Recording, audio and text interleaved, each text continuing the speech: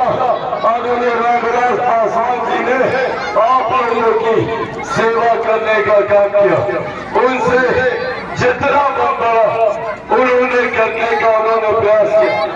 90 के दशक में हाजीपुर में जब किसी ने सोचा भी नहीं था तब उन्होंने रेलवे का जोनल ऑफिस देने का काम किया। सीपेट ये तमाम कार्य मेरे नेता ने तब किए जब इन कार्यों के बारे में किसी ने सोचा भी नहीं था। आज कई लोग ऐसे हैं जो नौकरी को लेकर बड़े बड़े दावे करते हैं कि हम लोगों ने लाखों रोजगार दिए। मेरे नेता मेरे पिता ने 90 के दशक में रेलवे विभाग में लाखों की नौकरी अपने एक हस्ताक्षर से उन्होंने देने का काम किया। आज रेलवे में कहीं भी चले जाइए सब बोलेगा कि हमको नौकरी आपके बाबूजी दिए थे, रामविलास जी दिए थे, पासवान साहब दिए थे। हर कोई ये बात बोलता है। साथियों, आज जब मेरे नेता मेरे पिता आदरणीय रामविलास पासवान जी इस दुनिया में नहीं, आज जब वो जीवित नहीं है, आप लोगों से बस ये विश्वास दिलाने आया कि चिराग पासवान जब तक रहेगा आप लोगों की सेवा करता रहेगा, आप लोगों के लिए कार्य करता रहेगा। मेरे नेता मेरे पिता आदरणीय रामविलास पासवान जी के अधूरे सपने को पूरा करने के लक्ष्य के साथ आया। उनके अधूरे कार्य को पूरा करने के लक्ष्य के साथ आया।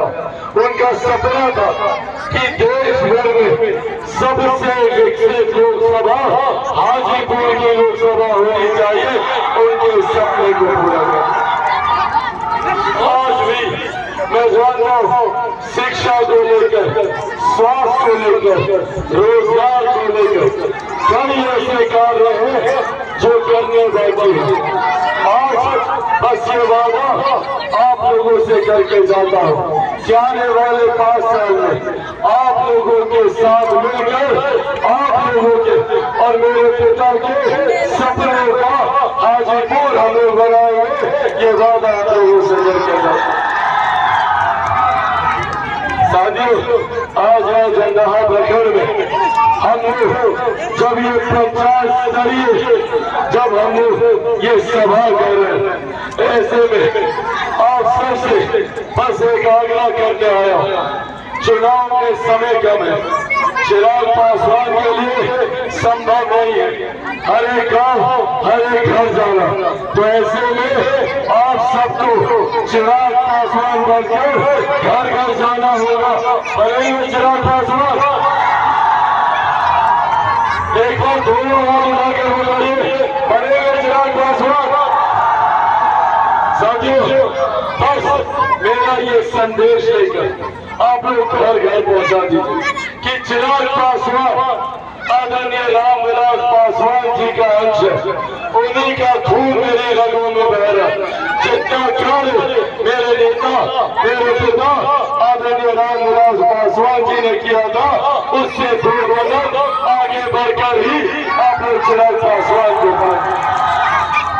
साथियों, मेरे लिए ये सौभाग्य की बात है क्या मुझे देश के सबसे लोकप्रिय प्रधानमंत्री आदरणीय नरेंद्र मोदी जी का आशीर्वाद है। आप सब लोगों ने हाजीपुर की सभा में सुना होगा किस तरीके से उन्होंने अपने फंड से मुझे अपना बेटा कहकर देश का सबसे सफल सांसद कहकर आप लोगों के सामने उन्होंने आह्वान किया था।